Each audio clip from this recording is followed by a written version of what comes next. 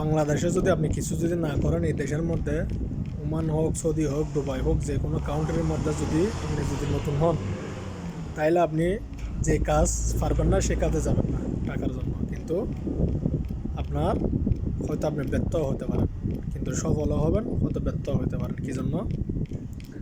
অনেক মানুষ কাজ কাম জীবনে করে না, এই মানুষ অনেক কষ্টের মধ্যে 3 তালা 4 তালার ওপর কাজ করতেছে, কিন্তু ব্যতিক্রমে উনি ফরে যেতেছে বা কোনো দুর্ঘটনা ঘটতেছে, বা ওনার কাছে এটা কাজ করার প্র্যাকটিস নেই, এটা কাজ করার তার কাছে যে অভ্যাসটা নেই। কিন্তু ধীরে ধীরে করতে করতে হবে। কী জন্য? হঠাৎ করে কোনো একটা কাজে গেলে আপনারা কোনো একটা রিস্কের কাজ করবেন না। এটা করতে করতে যদি অভ্যস্ত হয়ে যান, তাহলে আপনি করার চেষ্টা করবেন। যদি আপনি অভ্যস্ত যদি না হন, তাহলে এটা করার আপনার কোনো দরকার নেই।